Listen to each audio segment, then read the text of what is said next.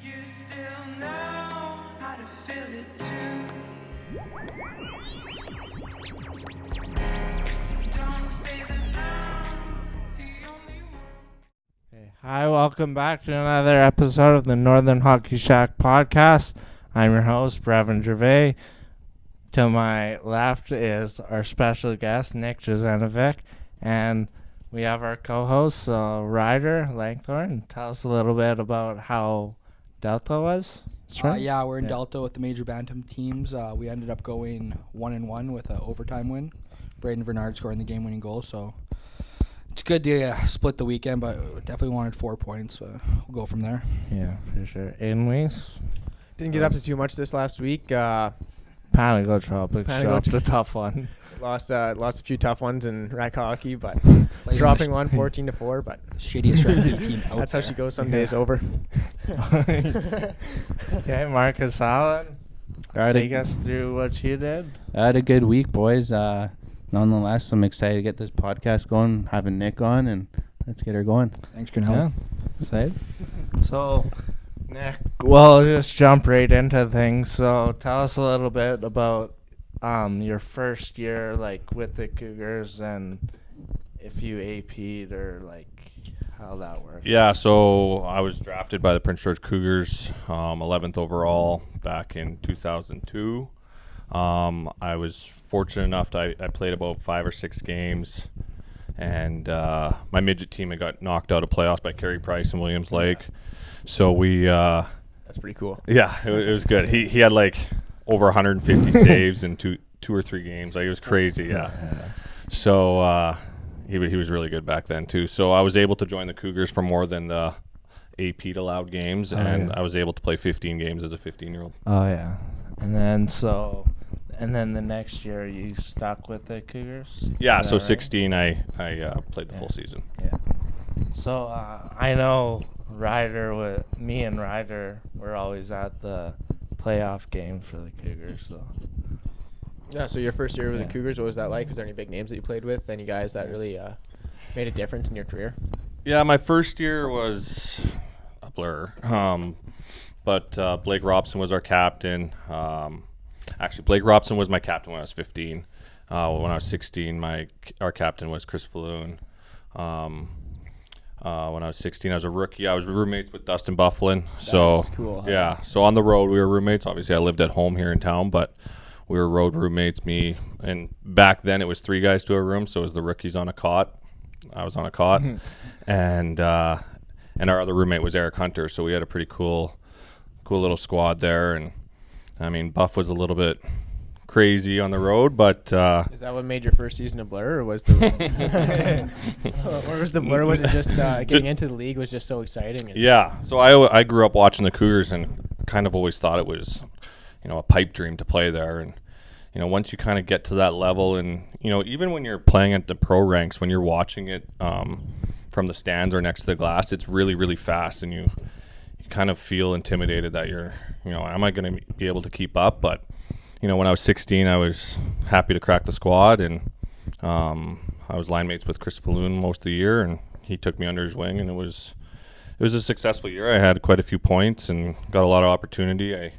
We started the year with Ed Dempsey as head coach, and then Lane Lambert came in, and now Lane's in New York, and so my 16-year-old year was great. yeah, that's awesome. So I actually worked with Ed Dempsey at the golf course this summer. What was he like as a coach? He seems to be pretty salty about getting fired to this day. Well, Eddie's great. Eddie treated me really good. Yeah, he's tough. He's tough, but he was. I liked it kind of tough, actually. Looking back on all my coaches that I really liked, they were hard on me, but I kind of strived under that pressure. I kind of needed it, and Eddie knew how to push my buttons. I think he was only given 10 games in my 16-year-old year, so I think the opportunity for Dallas Thompson to scoop up Lane Lambert was there. So Eddie was took the axe at that point. So we'll talk a little bit about your when you played for U17 Canada team. Who were some guys that you played with on that team? Obviously, it looks like it was a pretty successful tournament with the amount of points you put up and the amount of games you played. So yeah, so back then that was my 17-year-old year, right? Yeah. Yeah. back then it was every 4th year, I believe it was World, so it was Team Pacific. So it was BC, Alberta, and then 3 years in between would be like the Canada games. So it'd be BC versus Alberta versus Saskatchewan. But my year, I was fortunate enough to have Team Pacific. So Alberta's top 11 and BC's top 11 formed a team, and we went to Worlds in St. John's, Newfoundland. And some of my line mates were, my line mate was Gilbert Brulé. He was a first round pick, first overall in the dub. He's still playing. I still follow him, still contact him here and there. He's playing over in China. Wow. Kerry Price was our goalie. Who do we have on defense? Brendan Mickelson. He played, I think, in the Toronto system mostly. I played with him. Actually, I met up with him again in Wilkes-Barre. Who else did we have? We had a lot of really Devin Setaguchi. Dustin Cohn played NHL games, I believe. We had a really good squad. We finished second to Ontario, and Ontario was stacked. They were a really, really good squad. Who did they have at the time? Guys like Well, Cogliano would be their most prolific NHLer, but he was really good back then too. So it was kind of like Brulé was our best player, Cogliano was theirs. They had Cody Bass. They had I'm drawing a blank. I can see his face. He played in Toronto system forever. Was that an anticipated matchup? You guys versus Ontario? Yeah. It's usually like BC and Alberta are historically been pretty strong, and then Ontario obviously is, the Toronto Greater Region could form probably 3 or 4 teams that would compete. So, Ontario was stacked just on sheer numbers, but we had a really good squad that year too. I mean, Kerry Price we had as well, and he didn't. It's not like he just blossomed later in his career. He was legit back then too. So. What was it like playing with a guy like Kerry Price? Was he kind of off as a goalie, or was he just like a good guy? Or Oh no, Kerry Price and I go way back. So we have the same agent, and before then we were buddies. We would spend the summers together in Edmonton, and so we'd live together for months on end. And he's a really, really good guy, really down to earth. He's unreal. It's like I talk to him here and there now. I try not to bother him, but it's just hockey's. He's never too high, never too low. He's never nervous. It's just he's very chill. What was it like playing with a guy like that? I've heard stories about guys like Cam Ward, and they're just super kind of like they stick to themselves and they're in their own world. And is Kerry Price like that at all, or what was it like playing on the same team as him? And right, so I'll tell you a story about Pricer that kind of sums him up. And so we have the same agency, and him and his now wife, I think they were just girlfriend boyfriend at the time, but they went to like a brain experiment museum sort of thing where they hook you up with all these electrodes, and then they try and scare you, and then they play you music, and then they show you like a sad film or whatever, and they show you your different elevations of your brain activity. Anyway, so after they looked at his wife's, and they're like, okay, this is where we scared you, and this is where, and then they looked at Pricer and they go, what's wrong with you? Like, he never got sad, he never got scared, he never got nervous, and that's Pricer. He's calm, and it's a perfect fit to be in Montreal as a goalie, but that's Pricer. He's never high or low. yeah, that's kind of cool. good ability for a goaltender. Yeah. As a goalie, though, did he give off like that kind of reputation as being a weird person at all, or? That's loaded. As many. I know, that's so loaded. As many hockey players think Yeah. goalies are weird. Did he give off that reputation at all? Yeah. Price, Kinda comes he's with a every good goalie, guy. hey? Yeah, goalies are different. I mean, they're getting pucks fired at them every morning and every practice and game. It's like, well, why'd you choose this? But anyways, Pricer, he's a really, really good guy. That's awesome. Yeah. We'll kick it back a notch, take it back a little bit to your early career.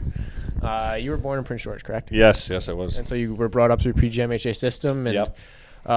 Obviously now they have the zone teams, but you said you played against Kerry Price in Williams Lake, and so what was it like for in Pee Wee and stuff like that, just being a part of the PGMHA system?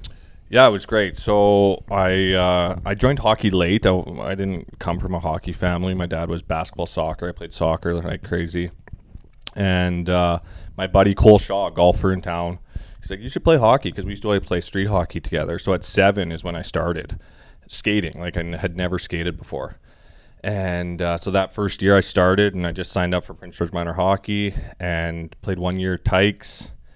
And I was good at it immediately. I played a lot of street hockey and a lot of other sports, but I was pretty good at it immediately. And And then in novice, I played there for 2 years, played spring teams for 2 years there. I had a good coach named Jim Wojtacek that came to town from Edmonton on a job transfer, and he started a spring team, and I developed a lot there and really opened my eyes. And then first year Adams, I was the captain of our Adams team, and we had a really good team, Burger King, and the boys would love if they heard me say Burger King right now.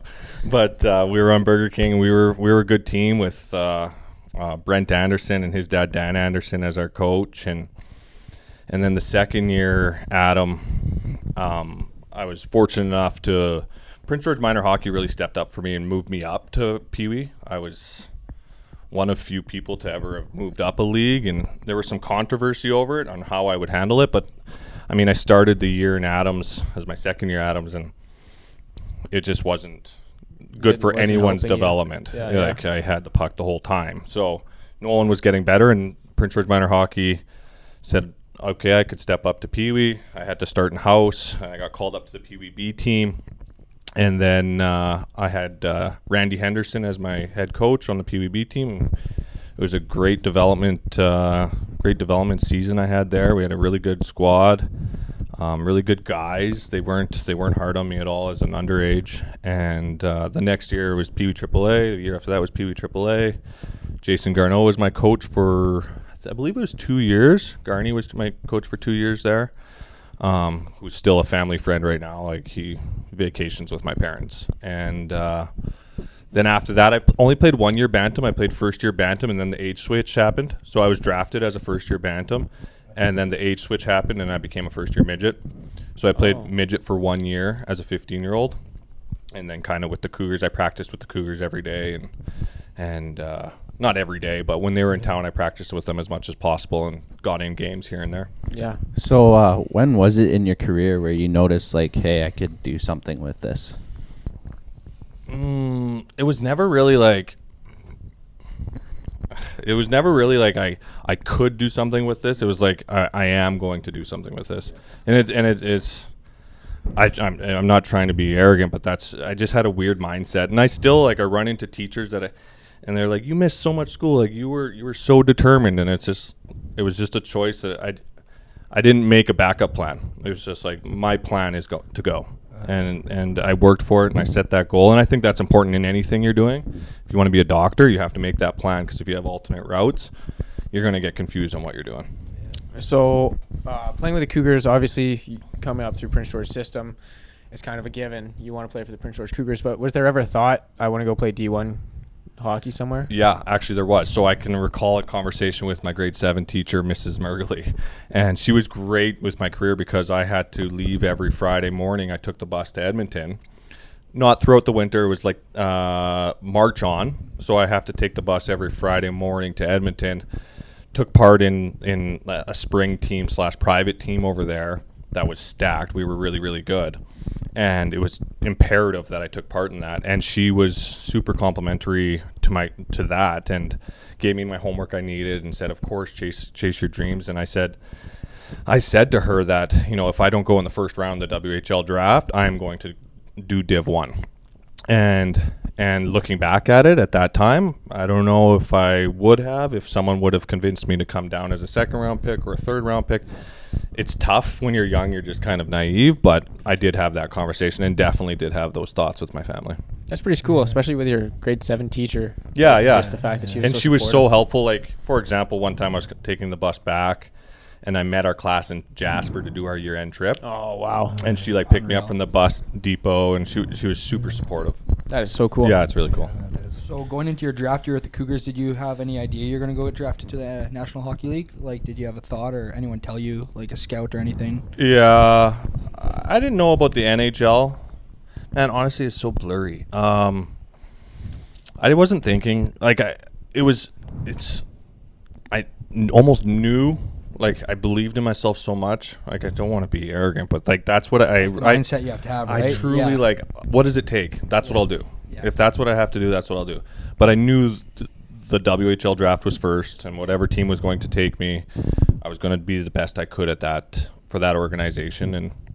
And I didn't know if I was hoping to go to the Cougars, but I actually had a feeling I was going to go to the Giants, and I've heard now that I was supposed to go to the Giants the night before the draft. Dan Bertram's the guy's name that ended up going second overall, and he had called the Giants and said, I guarantee you my son comes. The parents called, and they never came for one day. They never even considered it. He just wanted to go second overall. Oh, that's Yeah, so like now I talked to a guy that was in on those decisions, and he's like, you were going second overall until he called. And Dan was better than me at that point. Dan was very, very good. And I met up with Dan years later. He went to Boston University.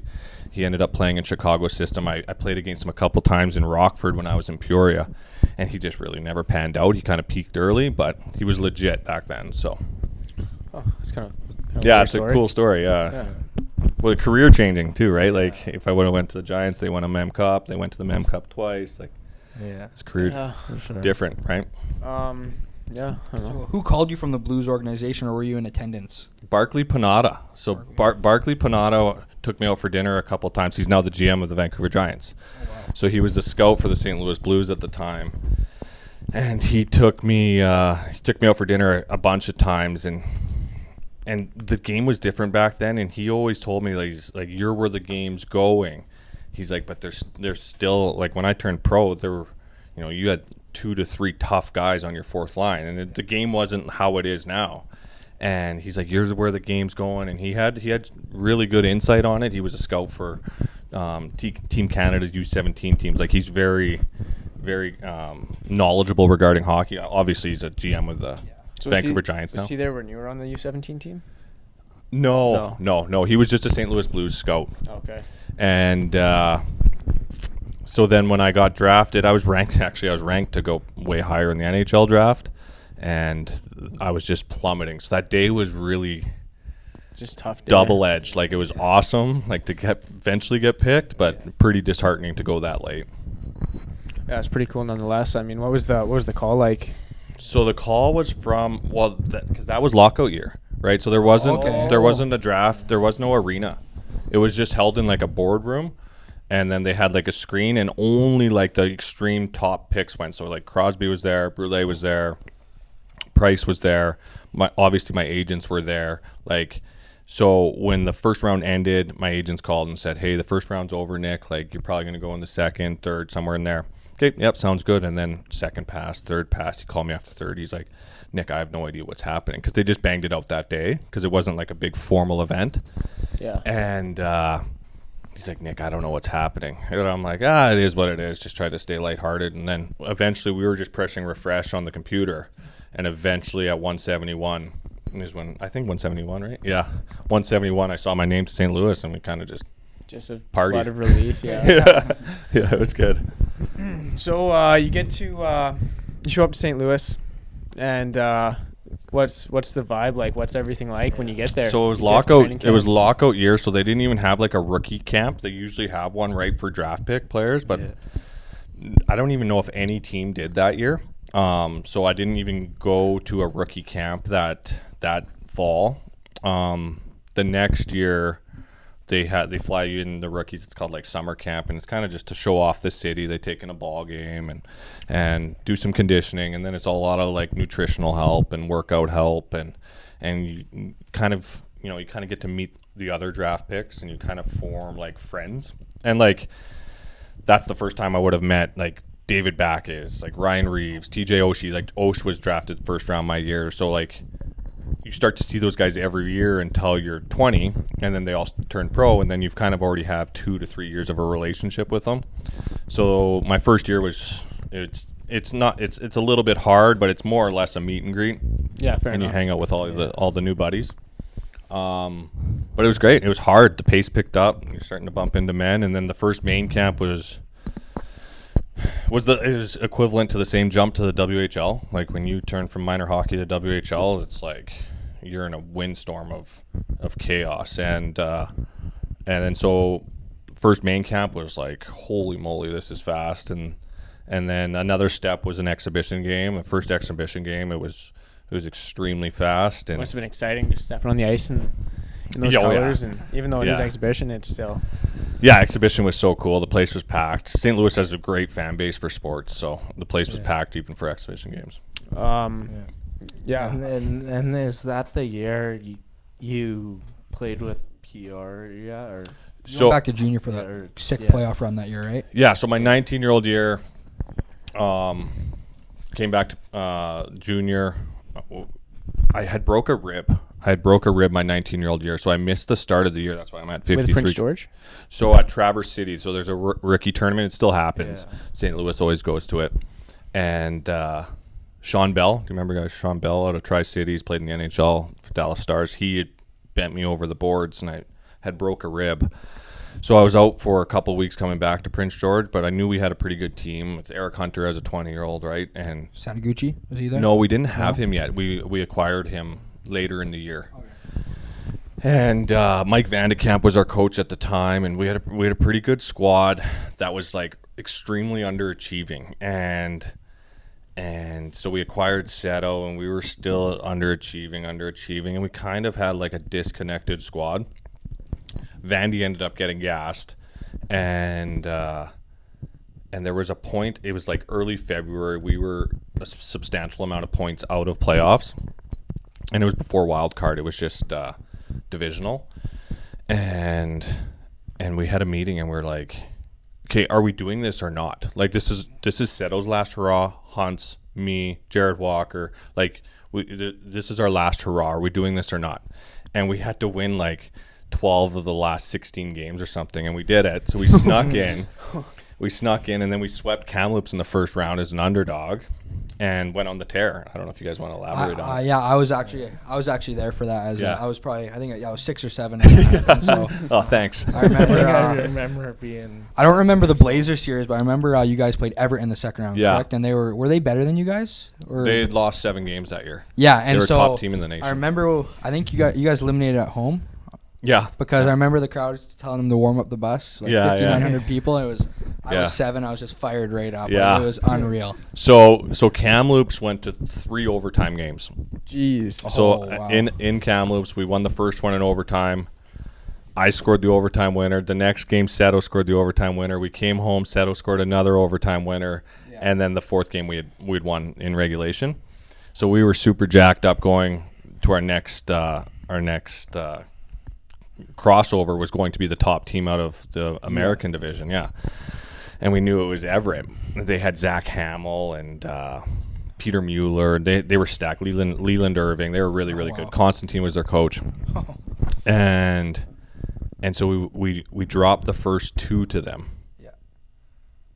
We dropped the first 2 to them, and they wanted to do a 2-3-2. Because it's about a 12-hour bus trip, so they wanted to do 2 there, 3 here, 2 back down there. And Dallas came in and asked us. We're like, no. Those first rounders, they want it easy. We're gonna drag this out as long as possible. Yeah. And because we've been doing it all year, so we're used to it.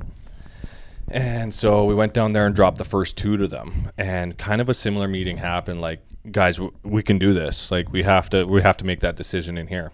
And sure enough, we win the next 2, but the big turning point in that series, we went back down to Everett, which they're obviously not happy about the 12-hour trips. They're hoping to sweep us, and we were down 3-0 going into the third, and so this was Game 5. We're down 3-0 going into the third, and we won 4-3. We came back and we scored 4 goals in the third against the top team in the nation. And the Everett, and so then we went up 3-2, came back to Prince George, and we won 8-1. That rink's crazy, isn't it? It was bumping. It's like, I heard this stage. I remember the Game 6. Warrant, no, all that stuff. It was just like, what was like that final 5 minutes of the third period, knowing you're about to advance? Oh, it was awesome. I mean, the playoff series. Actually, I thought about playoffs my whole career, with my WHL playoffs, because I kind of found myself in those playoffs a little bit too, like what it took to actually compete at an extremely high level, and. So I thought about how fun and how rewarding that all was, but I mean it was spectacular. It was sold out building. So I have a ton of friends and family in town. They were all at the game. They were barbecuing before the game. It was sold out every game. It was nuts. It was really fun. Like the one game against Everett, I scored an overtime winner, and like in the Citizen paper the next day, my auntie and uncle are right behind me in the crowd. Yeah, it was pretty cool. Yeah, so it was a great time, and I mean, like, Seto lit it up. We had a really stacked team. Like, we had a great first line. It was unfortunate Hunts broke his ankle in game. I can't remember. It was down in Everett. Might have been game 2. He broke his ankle, so we lost our captain. Oh, wow. But it was tough, but we got through them. Are these meetings, are they like player coach meetings or just player meetings? Just player. Just player. It's kind of a unique situation that year. Yeah, fair enough. I feel like we could have done a little bit better, but as opposed to just squeaking into playoffs. Yeah.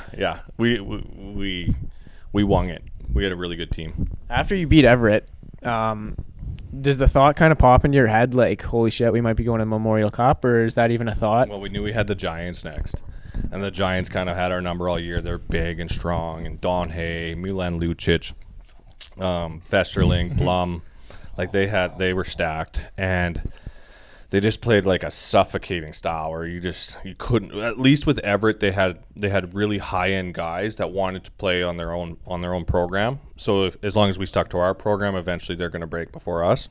Whereas Vancouver bought into a program, they matched lines perfectly, and we were gassed. Like after Everett and those road trips, we came into Vancouver I think we dropped the first 2 games down there, and we just didn't have that extra ferocity that we had in Everett. Sanaguchi scored a game winner for you guys. Is one game you guys won. Yeah, right? It was a 5-game series. Yeah. So we won 1 at home. What was playing against Lucic like? Was he a big mean guy Yeah, back is then? he still this? Could he score back everyone? then? Yeah. So like back then he I think he broke into the league at 17. I think he started in junior A at 16, and I just remember thinking like, oh man, that guy's tough, but he struggles a little bit. Yeah. And Don Hay whipped him up into a traditional Don Hay fashion, and he won cups, made millions of dollars doing what he does really, really well. And the game's has changed now. I know he's only got 2 tucks this year, but he made a career out of being an effective beast. And he was in junior. By the end, when he was, I think he's a year younger than me, so he was 18, but he was a beast back then too. If you want to listen to the rest of this podcast, be sure to check it out on Apple Podcasts and Spotify. You still know how to feel it too.